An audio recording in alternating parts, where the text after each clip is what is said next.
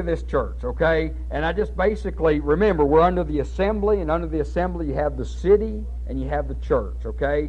And we want, first of all, we won't look at the church tonight. We'll just look at the city, okay? You kind of get an idea. All right, geographically, gosh, there's so many things to look at. This is kind of a layout of the city. By the way, you can't always do this with all of them. Is that in focus, you think? Pretty much. Ain't wide enough, I don't guess, but close enough. The thing you want to remember is that with this city, it had, first of all, sea access. And that's important because, when you got access to the sea, you can export things, you can have an import of things. And basically what you have is you've got three rivers, basic river basins that went in the Aegean Sea. They're the Hermus, Castor, and the Meander, all right? And the Castor River is the main river, and they all flowed. And the interesting thing is they had built, this is a man-made canal. You see how long that is?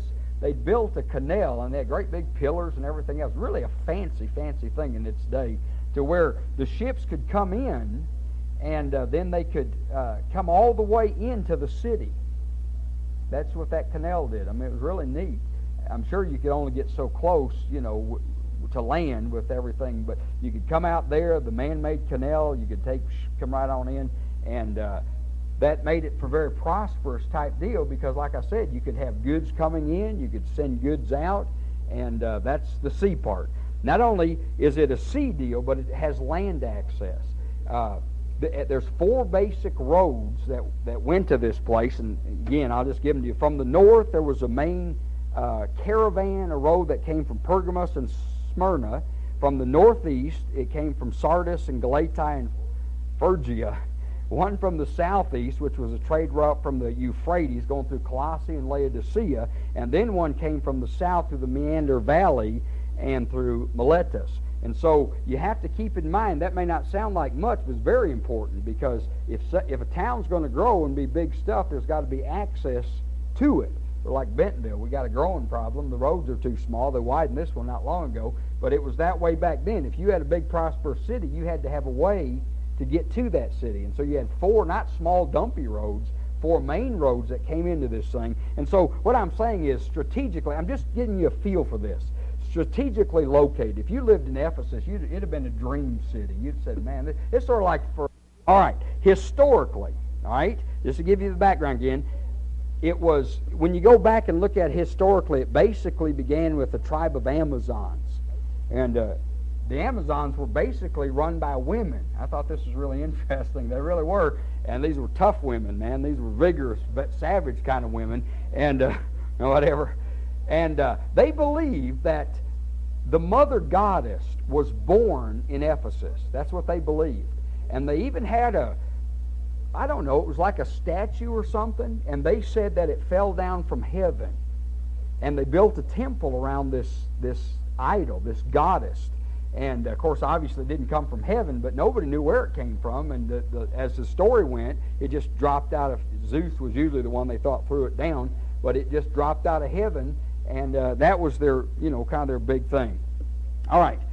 It flourished, the city did, until 11th century B.C. when Androclus, the son of an Athenian king, came and conquered the city. And when they conquered the city, what they did, they took this goddess and they dedicated it to, it's Artemis in the Greek, and it's Diana in the Latin. All right? And so when you see it, sometimes you see it termed Artemis, sometimes Diana, same thing. It's just one's Greek and one's Latin. And so they made a big deal about it. All right, in 356 B.C., the temple was destroyed, and it was rebuilt. Only this time it was rebuilt in an elaborate way. What I read was kings from all over the world had a part in building this temple. In fact, the temple, I don't know if you know this, but the temple of Diana is one of the 7 wonders of the world. Did you know that? Did you know what the 7 wonders of the world were? Let me give them to you. I didn't know what they were, but I kind of recognized them when I was looking at it. But here's the 7 wonders, just so you know. I didn't know anything. But anyway, Pharos' lighthouse at Alexandria in Egypt. The pyramids, of course, near Cairo, Egypt. The wall and hanging gardens at Babylon. Most people recognize that. The tomb of King, I think it's pronounced Mansolus, the Colossus at Rhodes, and the statue of Zeus on Mount Olympus. And then the last one is this temple. So it's one of the, it's one of the 7 wonders of the world. Must have been really impressive. Now today, there ain't nothing there. If you went to Ephesus today, it's just a bunch of ruins. I mean, it's the harbor that went in, it's all filled in with dirt and junk like that. I'm told the temple is just, it's a breeds malaria, is what I heard. It's got mosquitoes all over the place. I mean, it's just the pits when you get right down to it. So, it kind of shows you man's got all this impressive stuff, but when time does its mark, it won't amount to diddly spit. Amen? And that's like Bentonville. Nothing in Bentonville lasts but Christians and eternity, so there's a classic case. All right, culturally, when you think of this, and again, you may say, well, it's important to go into this to get the back. These aren't hicks. These aren't rednecks. When you think, well, they're not like us, all right? They're not us boys. These guys wouldn't have, they're city folk, all right? And I don't know how else to put it. I'm a redneck, so I guess that's the way I think. But anyway, the city had about 500,000 people. And that's a lot of people. I mean, really, people poured in. And I know they had 500,000 in population, but it would swell with people because people would pour in all over the world to look at this temple of Diana, or Artemis, however way you want to do it. And it was all kinds of stuff. All right, another thing is, and I want to show you this, we think of these cities back then, I don't know, I always think of them as like being a dirt mound or something. You ever think like, I guess I'm the only one. I guess I think today's modern and back then, nothing. But there's a lot of stuff. This is kind of how the city looked. They had huge, like a gymnasium. The Temple of Artemis was here. It was beautiful. I mean, when you saw this thing, it just grabbed your attention. It was one of those things that was really wild. Had a stadium. This theater, and by the way, their theaters, I don't know how they did it, but like I was at Corinth one time, and their acoustic system's unreal. I don't know how they did it, but no PM system, obviously. No, didn't speak through this kind of jazz.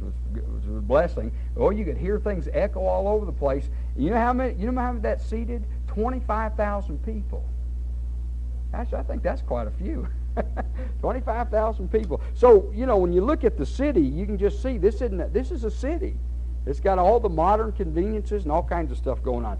Another thing is, and I hope I can pronounce this right, it's Artemisian Games. They were held every year in Ephesus. And the Greek word, by the way, Artemision, is the word for May. It's our word on our calendar for May. You look at the Greek word, that's what it is. Well, every May was given once a year in honor of the god Artemis. Okay? And what they would do is it was just like the Olympic Games where everybody's wrestling and all that, doing stuff like that. Well, there was great big Olympic Games.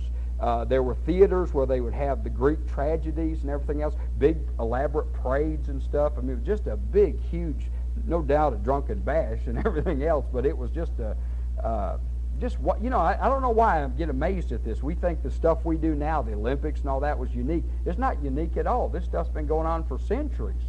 And they had all that at Ephesus. Now, economically, obviously it's a prosperous city. I mean, these guys are wealthy because you got ships coming in. They were able to export. They had all the tourist trade. But one of the things they sold was these little statues, okay? And it was a little statue of usually it had a picture of the goddess Diane sitting in her temple. And people believed if they bought these things and put them in their house, it would protect them.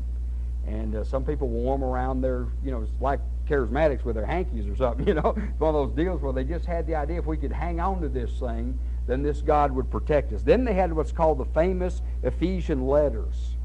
And these letters would keep sickness away from you. If your wife couldn't have a child, they could let her have a child.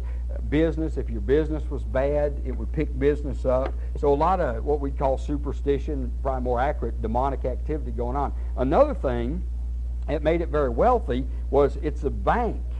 This temple here, they had a vault like inside there, and it was the they thought these gods were real. You got to keep that in the back of your mind. So what they would do is they would put valuables in there and everything else, believing that Diana would protect their money. okay, and protect their valuables. And so, man, there was all kinds of money that poured into this town. It was very well economically. Politically, it was what we call a free city. Now, remember, in this day we're talking about, Rome was the big gun. Okay, this is the Roman world.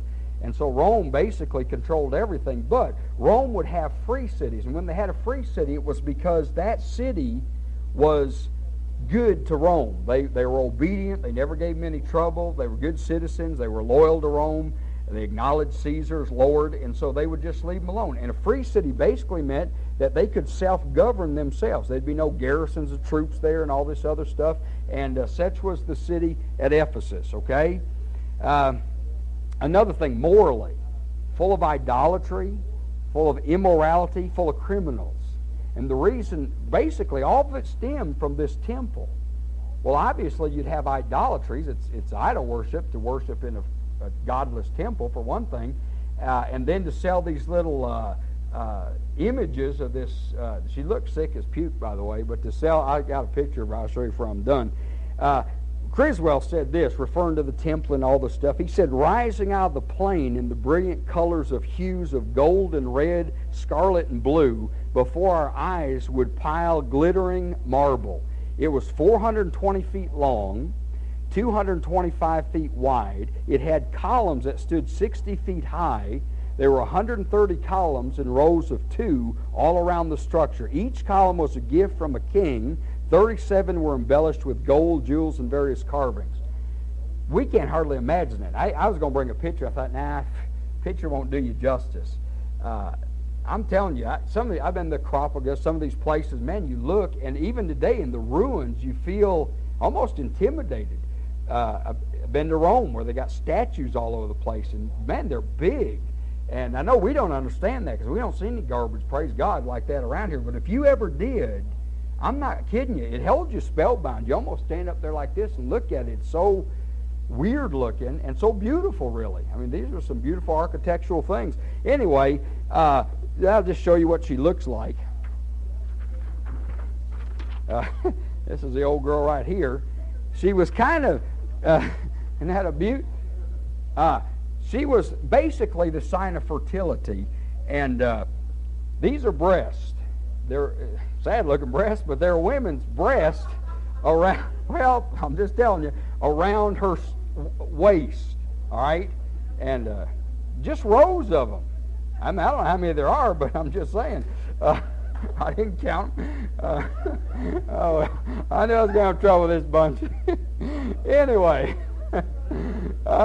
they believed if you, you guys getting me all crazy. The goddess would allow women to have children, and if a man was impotent or something, she could take care of that. And anyway, all this stuff. And they would sell these little statues like this, and they were a hot item. But as far, I mean, it's gross looking as far as it's weird looking. Amen. Well, anyway, enough of that. I'll pass this around. I don't know. Okay. Yeah, really ain't nothing to it. Okay. Another thing, while we're on the subject, there were temple prostitutes. And that sounds weird, doesn't it? Could you imagine going to church and having actual prostitutes? But that was part of the religious scene. If you went to the temple, to have sexual relationship with one of these women was a sacred thing. And it was almost the idea that these women could kind of represent Diana. And so it was like you was having a part in the worship by visiting a temple prostitute. Greek philosopher, here, he's a big, long, funny name, but he said this. He said, the morals of the temple are worse than that of animals, for even promiscuous dogs do not mutilate each other. Apparently there's a lot of mutilation going on. The inhabitants of Ephesus are fit only to be drowned. Now, another thing is, this place was a safe haven for criminals. Again, this is hard for me to understand because Rome was such a justice. You study Rome, boy, I tell you what, they did. They had a good sense of justice. But Rome never rocked the boat in certain areas. They didn't. A lot of things they did, they backed off because they didn't want to cause riots and all that. Well, the temple, if you murdered somebody and you could get to the temple of Diana, they wouldn't follow you into that temple. It was a safe haven. And so consequently, it was loaded with criminals. Because if you could get there, you murder somebody, steal something or whatever, and you could get to that temple, nobody could touch you. And so you can imagine, gosh, here's the